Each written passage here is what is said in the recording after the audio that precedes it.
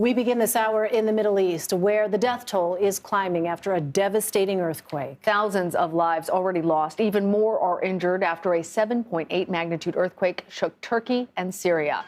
The powerful tremor toppled buildings in both countries, trampling people and debris. Dozens of aftershocks were reported in the hours after the initial quake. It's one of the strongest earthquakes ever recorded in the area.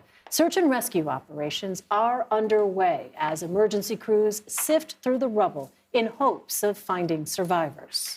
CBS News foreign correspondent Ramy Inocencio joins us now. Ramy, welcome. Tell us, what more do we know about the extent of the damage? Hi, Lana. Yes, today's 7.8 earthquake is the biggest since another 7.8 hit back in 1939, and that killed more than 30,000 people. That makes today's quake the worst in at least 84 years, and the destruction and the loss of life we're seeing right now is tragic proof of that. Thousands of buildings have collapsed across that border region between Turkey and Syria. Several videos we're showing you now show the moment they fell as people ran for cover. They're images that at first don't make sense when you see them.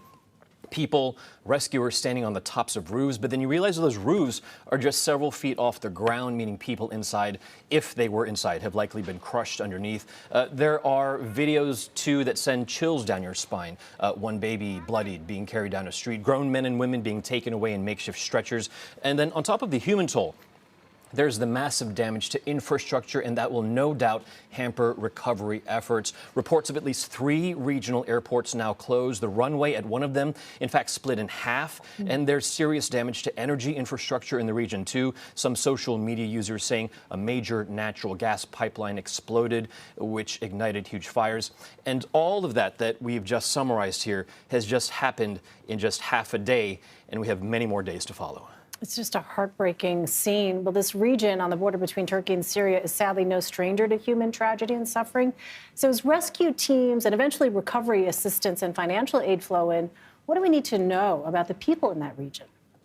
Yeah, absolutely. This is a humanitarian crisis in the making, on top of another that's already been happening over the past dozen years or so. On the Turkish side, the region has already become home to millions of refugees from a civil war, and that's across the border in Syria. Now, as for Syria, the area hit there by these quakes is divided between government-held and then opposition-held territories. That opposition-held enclave is packed with about 4 million people, and many of those people live in buildings that are structurally unsound because they've already been damaged by attacks from the government and from other militias over the years. And then the political problems there are a major challenge, too, to any kind of coordinated response for any rescue and recovery. Turkey has called this a level 4 emergency, and that means they need help from the international community. NATO, the EU, the U.S., and at least 44 other countries so far are answering that call. All right. Really stunning images. Ramy Inocencio, thank you. Let's bring in Mercy Corps Country Director for Syria, Kieren Barnes, now for more on the humanitarian crisis that this earthquake is causing. Kieren, welcome. So we just heard from Ramy some of the immense challenges in that region as rescue workers start to make their way there. What type of response are we seeing dispatched from Istanbul? So actually, Mercy Corps is based out of Oman. I happen to be traveling through Istanbul today. So our team is based in the area that your colleague was talking about in northwest Syria, where the opposition areas are.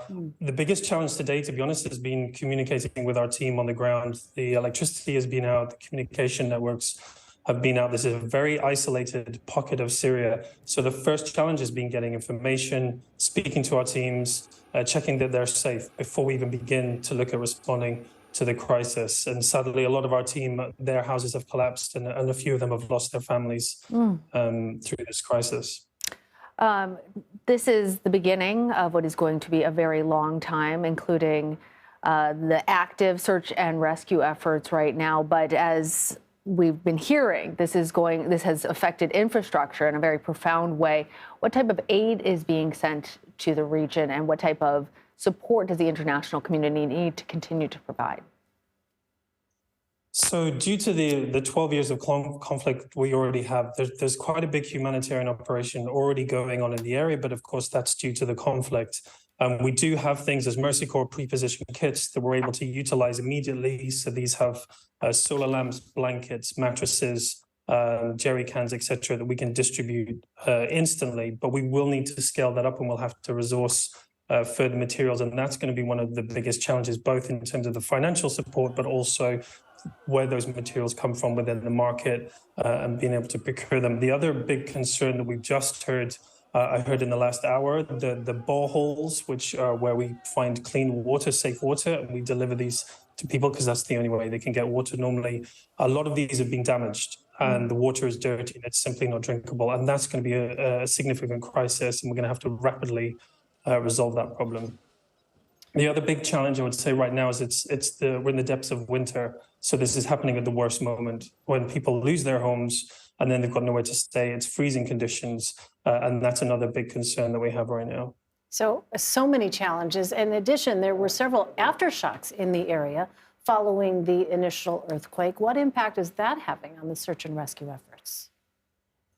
I think one of the biggest challenges actually, again, for those people who are on the ground responding is the concern that they have for themselves. When the first quake happened, of course, they were traumatized by that and responding to the immediate needs. But then it was the concern when the second one happened, they don't know where to go. Should they be somewhere else? How do you get to a safe place? So it's people thinking how to survive themselves as well as to go out and respond. It's a kind of chaotic situation.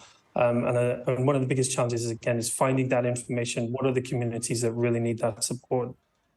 All right, Kieren Barnes. Kieren, thank you very much.